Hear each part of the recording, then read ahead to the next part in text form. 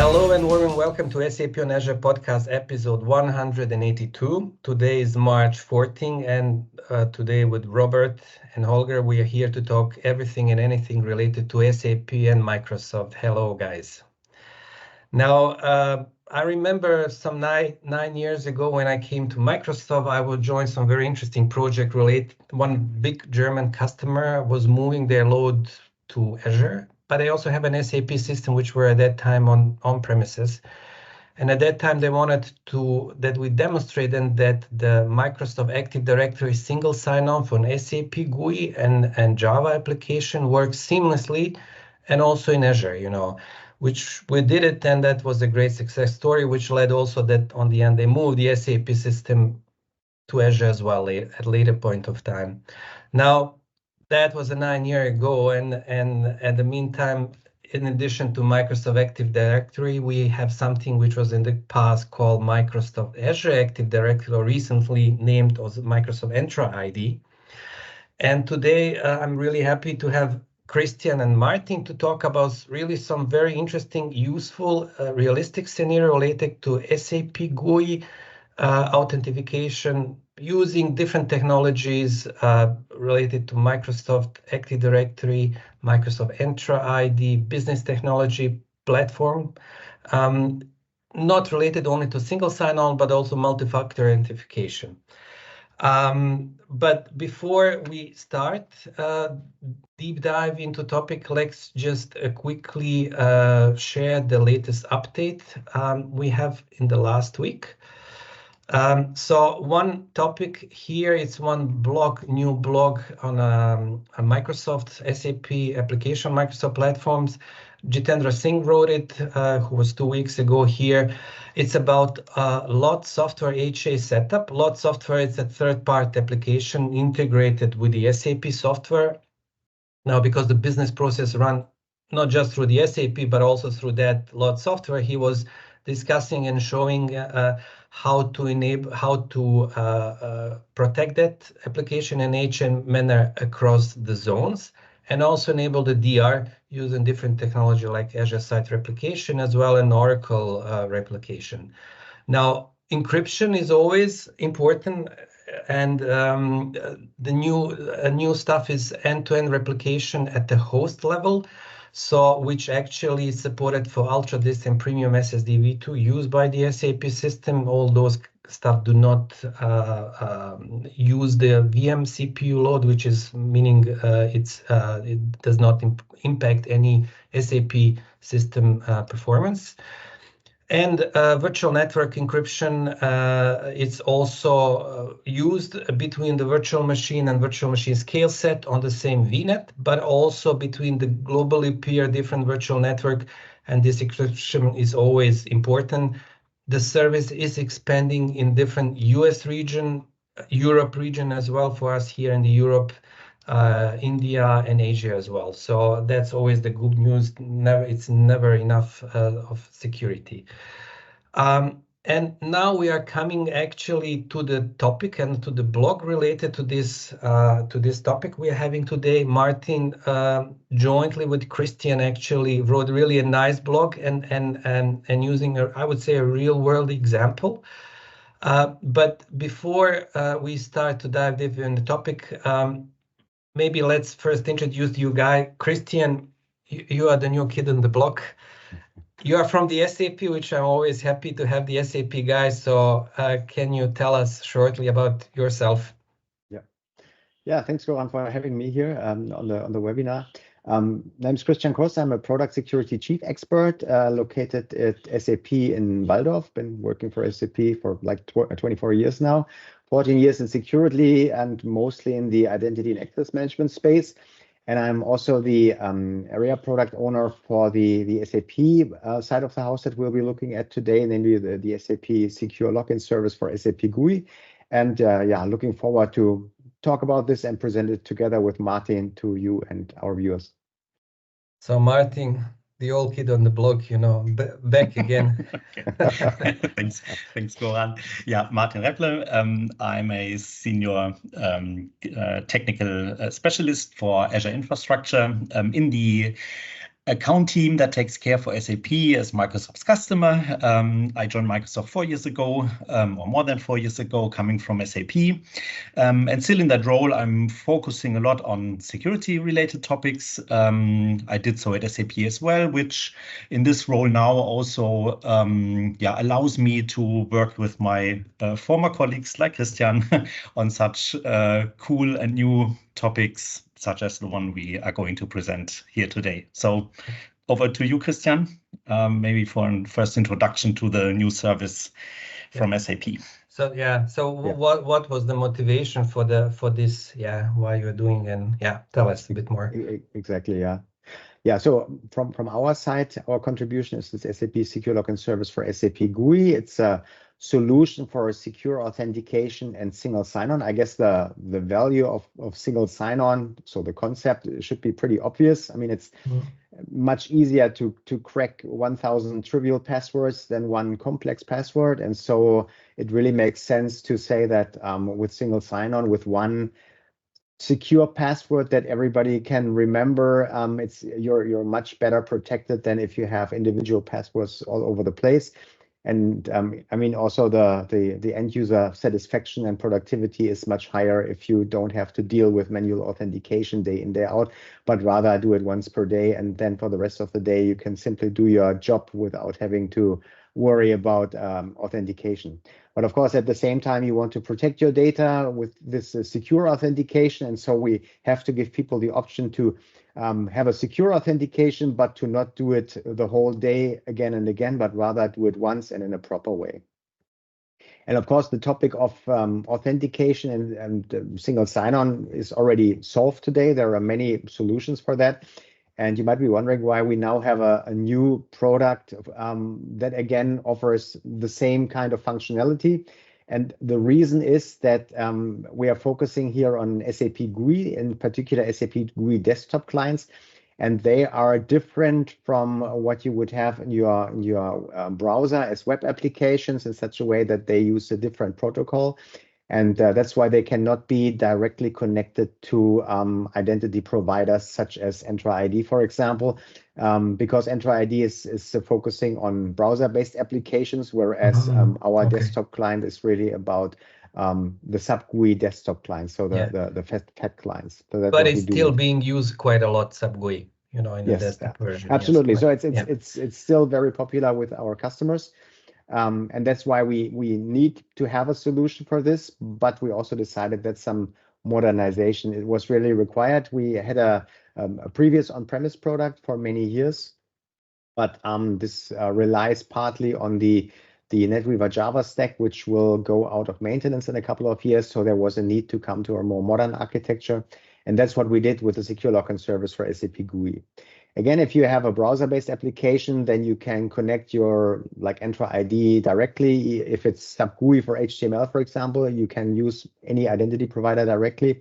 But if you have the desktop clients like the SAP GUI for Java or SAP GUI for Windows, then you need something that translates from the identity provider world to the desktop world of the desktop client.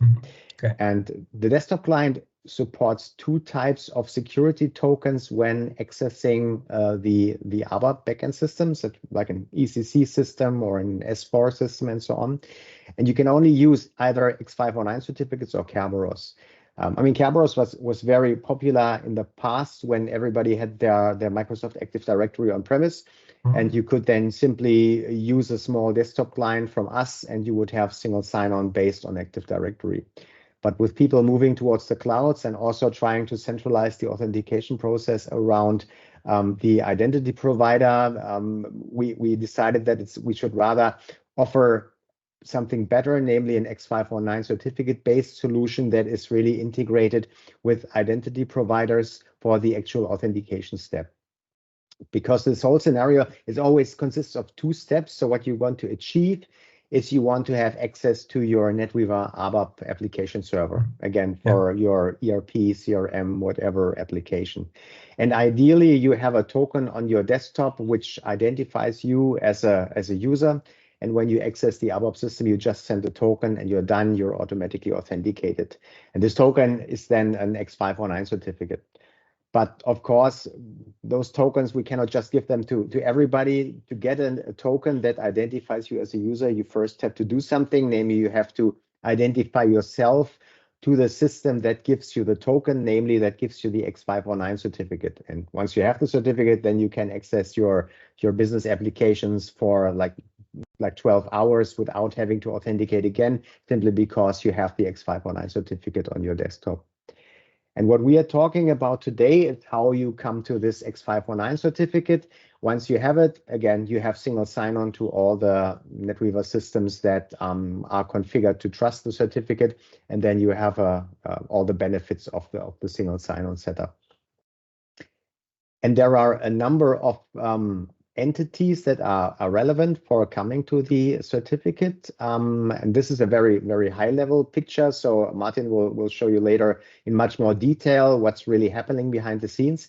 But in the end, there are, I would say, 4 major components that you need. So if you do not have a certificate and you are therefore not able to benefit from single sign-on, you need to first get the certificate by calling the Secure Login Service. And that's being done by a small desktop client that we from SAP deliver and that you deploy together with your SAP GUI FAT client. And this desktop client then contacts the Secure Login Service and triggers the authentication process. Now, the actual authentication is not done in the Secure Login Service because that's just an app running on the SAP Business Technology platform, but rather in an identity provider. And here we have 2 options. So we always call into the identity authentication service from the Business Technology platform. And you can either use this to authenticate because it's also an identity provider, or you can forward the request from Identity Authentication Service seamlessly to a corporate identity provider such as Entra ID, what we will show to you today. And once the authentication is successful, then our Secure Login Service app knows that you've authenticated and will collect the certificate from a cloud certificate authority and put it on your desktop. And with that, you're ready for a single sign-on also for your SAP GUI desktop clients. Okay. And basically just one question is here, yes. You have an SAP NetWeaver ABAP system placed on-premise, but it could be anywhere. It could be in the cloud as well. It doesn't matter, yes. right? Yeah. Yes, so, of course. Yeah. So I mean, usually if you talk about SAP GUI desktop client scenarios, they are more on-premise like. Of course, correct. They could also be private cloud-like. In the real public cloud, most of the time people will work with browser-based applications. And again, then you can use your identity providers directly. But if you have an on-premise system or a private cloud system, then it's very likely that many of your end users will still be using the SAP GUI desktop clients. And then all of this definitely makes sense. Yeah, and this is the case if when SAP system is in Azure, they would have a VPN, and Azure will be just an extension of the on-premise network. As you mentioned, yes, they have a clients on the on-premises, on the desktops. Yeah, right. Exactly, yeah. And maybe also to differentiate here, so the upper part of this scenario, so getting the certificate, that's what's really running in cloud services. Everything that's below, so the access from the end user desktop to the ABAP system, that is in many cases purely on-premise or running via a VPN. So there's no integration with the cloud required at that point anymore. It only happens in the initial step when you get the certificate. Yeah, so how do we set all of this up? So on the SAP side, there are several components. The first one, and that's also, I think, the title of the blog, so Secure Login Service.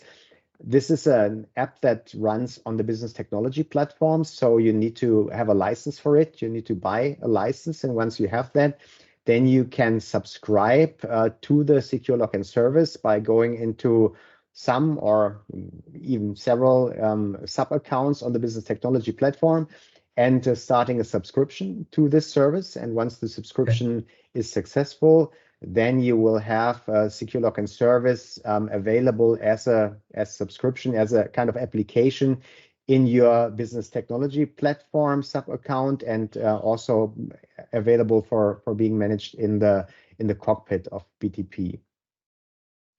You will remember from the diagram that the next hop in this whole scenario is then from the Business Technology platform to the Identity Authentication Service. And because the Secure Login Service is based on standard BTP functionality, we simply reuse the trust relationship that you define for the BTP sub-account.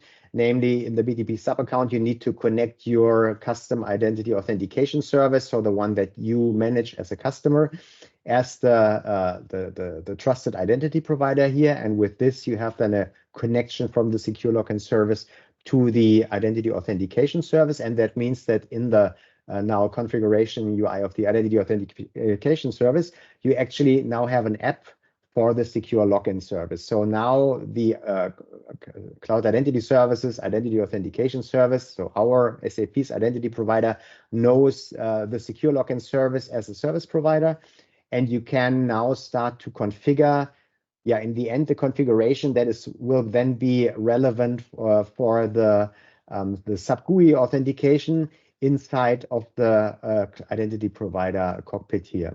So by changing the authentication definition for Secure Login Service, the app inside of the Identity Authentication Service cockpit, you're actually changing how the authentication will be done for the SAP GUI end users.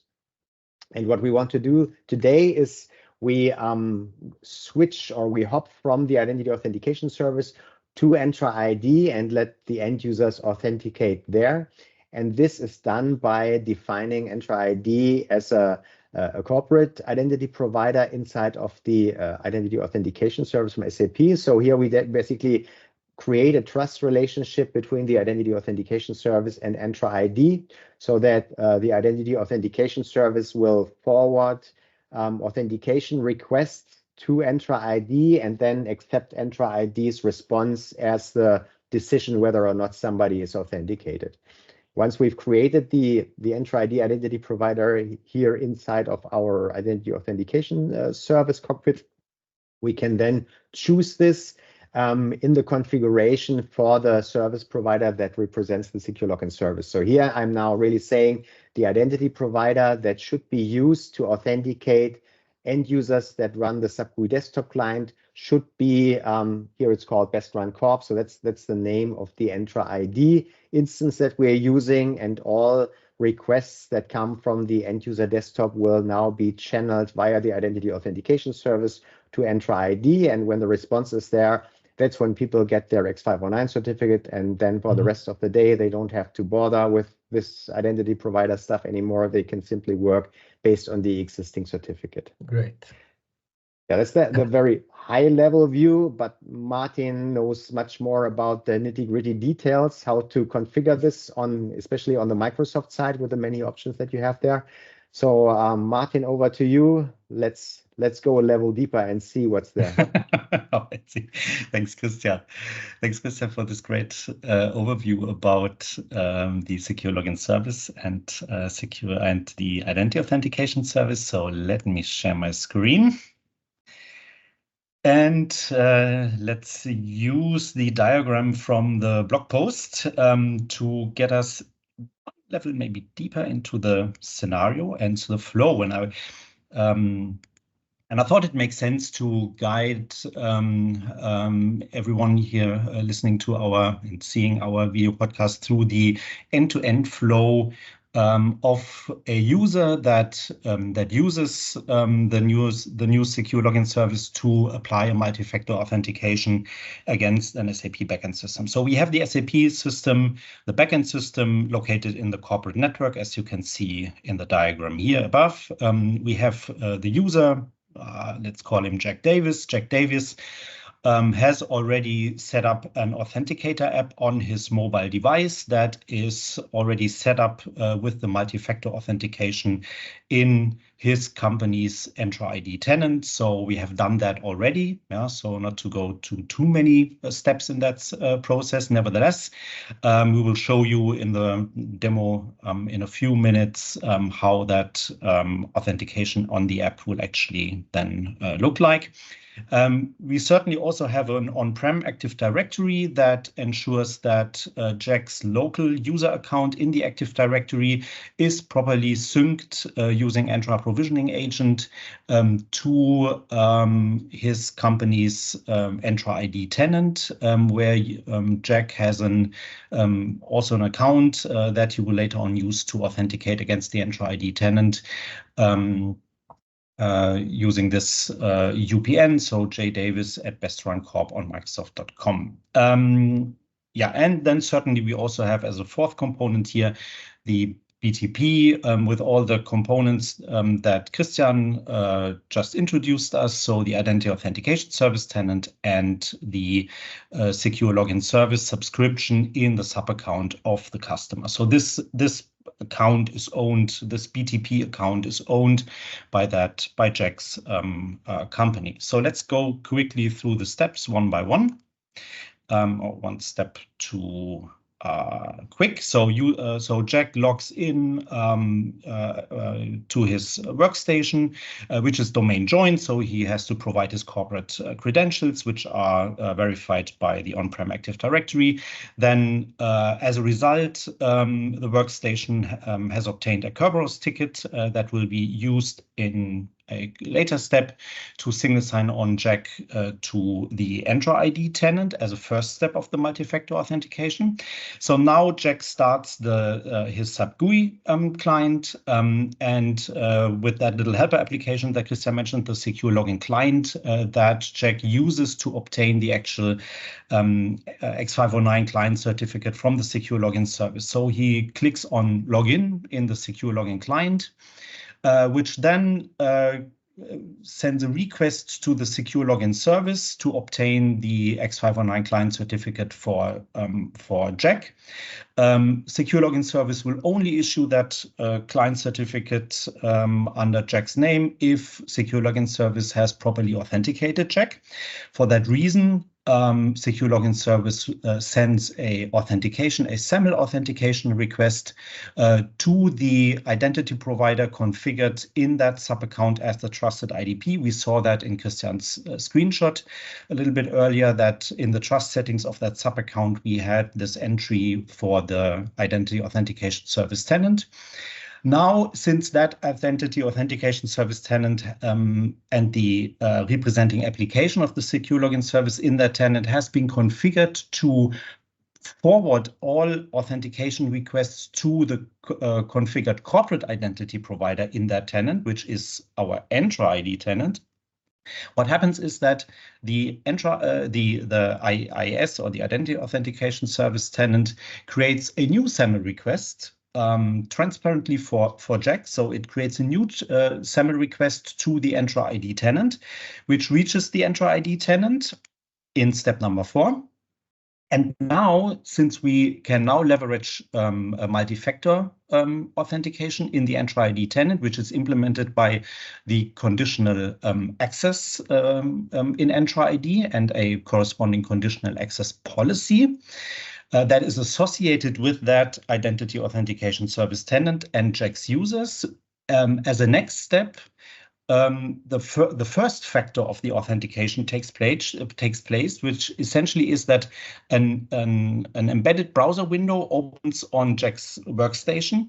Due to the fact that Jack's Active Directory has propagated or has synchronized Jack's account using Entra Provisioning Agent with the option to so-called with the seamless single sign-on option, it is possible for Jack to use the previously issued Kerberos ticket from the Active Directory to essentially do the first single sign-on step to the Entra ID tenant using this Kerberos ticket.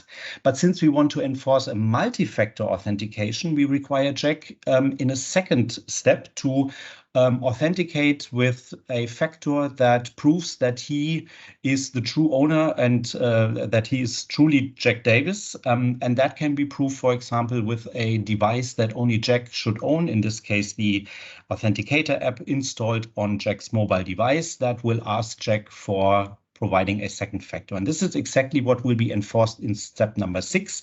So the conditional access policy detects that the user who wants to log in is Jack, and the authentication request came from an application that is registered, has to be registered and trusted in the Entra ID tenant of Jack's company, which represents the Identity Authentication Service tenant. So those two criteria make the conditional access policy trigger the multi-factor authentication to, again, via the embedded browser on Jack's workstation, which now prompt Jack on his mobile device for the second factor. So he will see a two-number digit that in the embedded view that Jack has to enter in the Authenticator app in order to provide the second factor of this multi-factor authentication step. If that was successful, then the Entra ID tenant will return a successful authentication response to the identity authentication service tenant in BTP, which will then return also upon successful authentication in the IS tenant back a successful authentication response back to the Secure Login Service application or subscription in the sub-account of Jack's company, which will finally result in the issuance of a new, freshly created, short-lived client certificate. I think the default is 12 hours, but that can be adjusted in the Secure Login Service. So that client certificate will then reach finally the Secure Login client, and then using that client certificate, SAP GUI can establish a SNC connection mutually authenticated with that X509 client certificate to the backend system. And given that there is a user mapping created, which we already did for the demo, that maps to Jack's users, or to be more precise, to the user principal name, to the UPN of Jack in the Entra ID tenant. So that UPN must be mapped as Jack's SNC name in transaction SU01 in the backend system. Then Jack will be single sign-on to the backend system, but only if he went through both through the full multi-factor authentication. Okay. Which is an extra safe. Which is an extra safe, exactly. Yeah. Yes, and I mean many of our joint customers already use Entra ID and conditional access to enforce consistently in a single control plane on Azure all multi-factor authentication policies. And now with this setup using Secure Login Service combined with Identity Authentication Service configured as a corporate IDP, or with an Entra ID configured as a corporate IDP in IS, now as a joint customer, you can consistently enforce also conditional or with conditional access and multi-factor also a native, the SAP GUI being a native app and not just a browser-based application. Yeah, so I think this is a huge benefit for our joint customers here, that with this setup you can consistently enforce those security from a single control plane or single point of administration and configuration. All right. Nice. Yeah, please. So there is certainly some administration steps required. I mentioned the user mapping here. Also, please note that we have two trust relationships. Christian showed the first one in his presentation, where we saw that the identity provider, so the identity authentication service tenant, has to be trusted by the sub account or in the sub account where the Secure Login Service is subscribed. The same is true. Otherwise, it won't work, the whole scenario, for the relationship between the Entra ID tenant and the IIS tenant. So also we need to configure a trust relationship, and we will take a look into this in a second. So I highlighted here a few steps that we will take a look in the demo right now. So actually we already, or Christian already showed us the details of the, so how you subscribe to the Secure Login Service, how you configure then the corporate IDP in the Identity Authentication Service. So that was already shared by Christian. I will take you to the Entra ID tenant next to show you a little bit the setup here of the identity of the, so how the app registration, or more precisely the enterprise app registration of the identity authentication identity authentication service tenant looks like, and the single sign-on settings in the Entra ID tenant. We'll also take a quick look at the conditional access policy. Then finally, yeah, so I mentioned MFA. Then we will also quickly go into the backend systems, see what has been done here specifically. Also, let's take a quick look at the how the trust to the cloud CA, to SAP's cloud certificate authority root certificate is established. By the way, this is important also to note that trust has to be established to this root certificate from SAP, given the fact that all client certificates that are issued by the Secure Login Service, issued by SAP's owned CA, are digitally signed or issued by that root CA certificate. So in case you would not establish trust in the ABAP system to that root CA certificate, authentication will fail because the ABAP system won't be able to traverse through the full trust chain of the client certificate and will reject it. And finally, yeah, we go to the workstation, we simulate the login, or not we simulate, we actually go through the full end-to-end of the user logging into the workstation, obtaining the client certificate and logging into the system. And unfortunately, as it is always the case with security demos, you won't see a lot.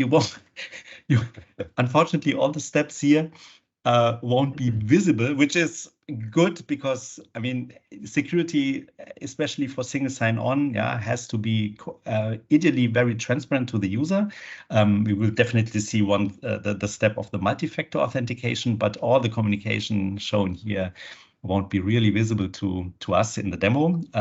But that's why we thought it makes sense to share. Well, that's the goodies of the single sign-on, so not to bother. Exactly, exactly, Goran.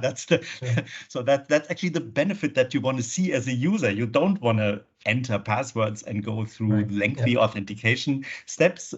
Certainly for highly secured application scenarios, probably such as SAP GUI, because it's quite often also used by administrators, yeah, so power users, yeah. Then therefore this is a perfect fit for multi-factor, yeah, because SAP GUI is typically maybe not commonly used by the regular business user, but administrators definitely make use of it, and you definitely want to enforce strong authentication, multi-factor authentication to those users.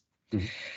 All right, with that, let me first maybe go to to the Entra ID portal, and let's take a look at the enterprise application registration for the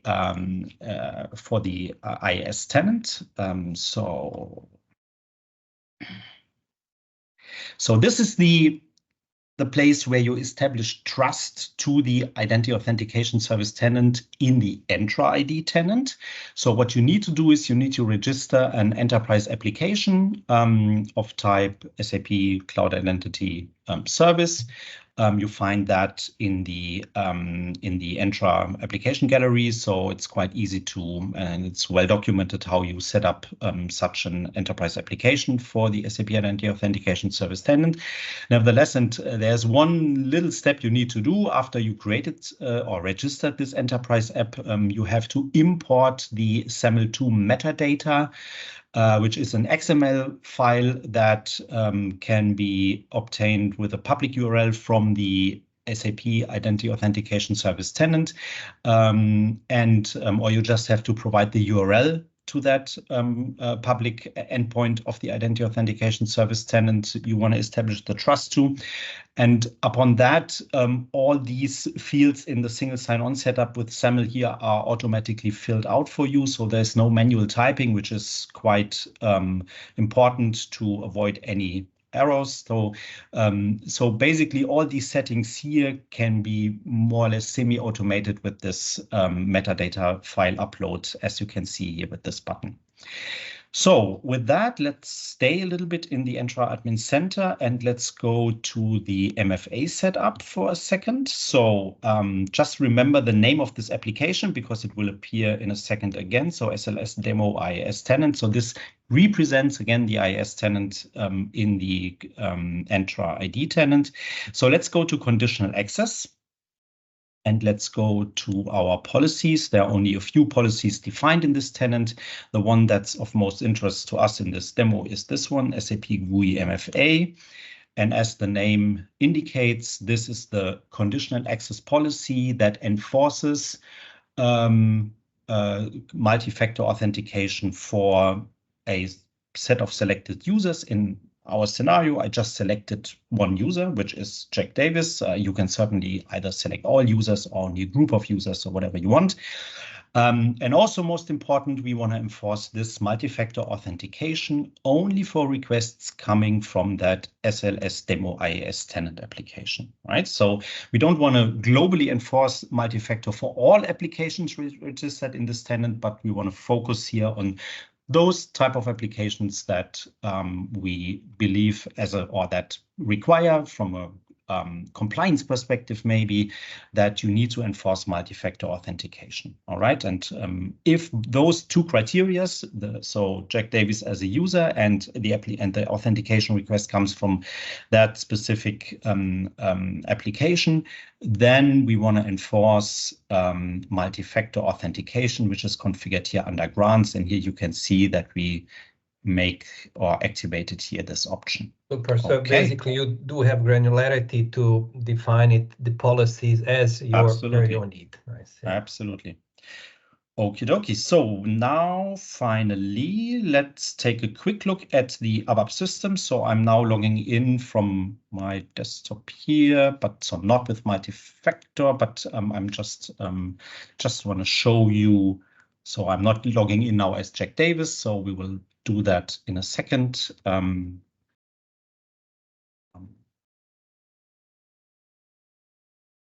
Just want to show you the SNC setup in SU01 for our user Jack Davis, so that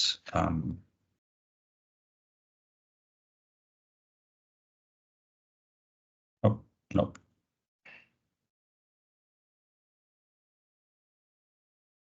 Okay, so in the tab SNC, you can see that the mapping is provided to that local user in the ABAP system, given the UPN in the tenant, in the Entra ID tenant, that has to match exactly the name of Jack here. So you said that ABAP user is actually equal to the Microsoft Entra and Active Directory user, so to say. Exactly.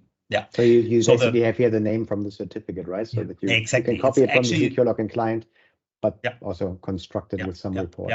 Yeah, we can actually then later on also take a quick look, or in a minute, take a look at the actual certificate that has been issued. And it will have exactly that as the so-called distinguished name in the X509 certificate, set to exactly that. And by the way, you can also see that in that full distinguished name of the certificate, you also see the domain name of the identity authentication service tenant that's used in our scenario, right?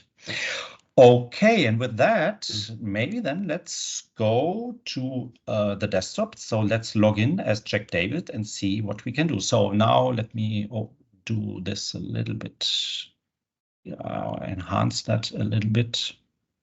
I think I first have to sign in.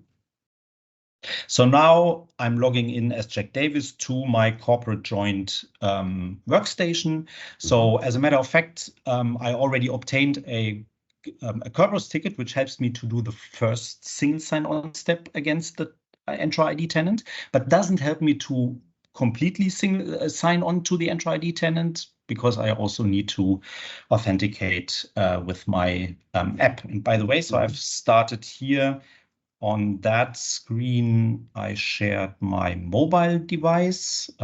So I, as Jack Davis now, so I slip into the shoes of Jack Davis. I have my my authenticator app, in this case, the Microsoft authenticator app, could be any other standards compliant authenticator app. I've already set that up app, and my account set already the multi-factor authentication towards my corporate Entra ID tenant. And now let's start the secure login client. So as you can see, yeah, so here's already the Cohrs ticket that I've just obtained through the login against my corporate domain. But mostly interesting is here the this piece. So I've set up in the secure login client. I provided under policy groups as the host name the URL of, so the full qualified domain name of the secure login service subscription of my company. So this is the place you need to, this is the place where you configure in the secure logins client the connection to your secure login service subscription. And if I click on login, you see that the embedded browser opens. I am now forwarded to I'm now forwarded to the Entra ID tenant. My Cohrs ticket single signs on me in the first step to my Entra ID tenant. But however, due to the fact that the multi-factor authentication has been configured in conditional access policies, I'm prompted with a second factor. Yeah, that's pretty cool. That's pretty cool, isn't it? Now I need to enter that number. So, oh, it's, by the way, it's 24, the answer to everything. So 42, yeah, so nice. Okay. So Hitchhiker's Guide to the Galaxy. Greetings. So let's confirm that. Now, okay, I need to also, by the way, I need to provide my Face ID, which is good. So big smile. A big smile. Okay, excellent.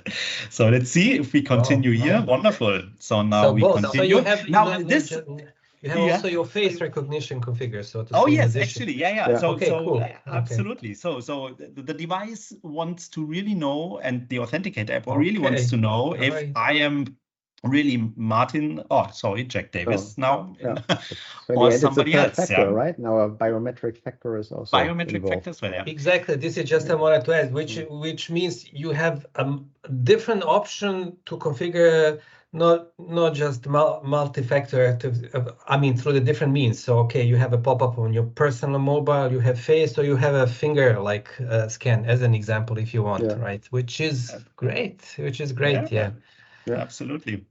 So now you see that we have a certificate, a short-lived certificate, successfully obtained from the Secure Login Service. And as you can see, the common or the distinguished name in that X509 client certificate matches exactly, if you remember, the string that we just saw in the user mapping, right? So it has that full the full name. So including the common name, the CN, the common name of the user, which matches exactly Jack's user principal name in the Entra ID tenant. Okay, so now let's enjoy single sign-on with SAP GUI. So if I now open my SAP GUI, and okay, maybe I should also quickly show you the properties of that entry in my SAP GUI. So I need in the network tab here, I certainly need to activate secure network communication. I have to provide the SNC name of the backend system. We can, so in the SNC wizard transaction of the backend system, you can obtain the name that you have to enter here. So it's quite simple. Or you can go into RZ10 to see the profile parameters. So many places to look up that SNC name. Probably the easiest one is the SNC wizard. And with that, let's go back to our just double click. And now just double, and as you can see, I'm so I'm logged in as Jack Davis or J Davis. You can see the SNC logon has happened successfully. I could be successfully mapped to my local user in the backend system, and we are logged in. Basically, what you had to do, just to summarize, you log to the desktop with your Active Directory user. You got the Kerberos ticket, right? Yeah. Now, because you want to have additional security through the multi-factor authentication, you need to log on again to the multi-factor authentication, which is again configurable in which ways you want. You have Exactly. now the on a phone, but you also have a face, right? Okay, and that's it, right? And then you are just press the button and go. No Exactly. asking. Yeah, awesome. Okay. For the next 12 hours, you're good to go. Yeah. Oh yeah, you are good to exactly, go. Yes, yeah. which is also exactly. a security feature, I believe. I Yes, mean, yeah, the of limit, course. of course. Yeah. That's by intention that client certificates should be, in quotes, short-lived. Yeah.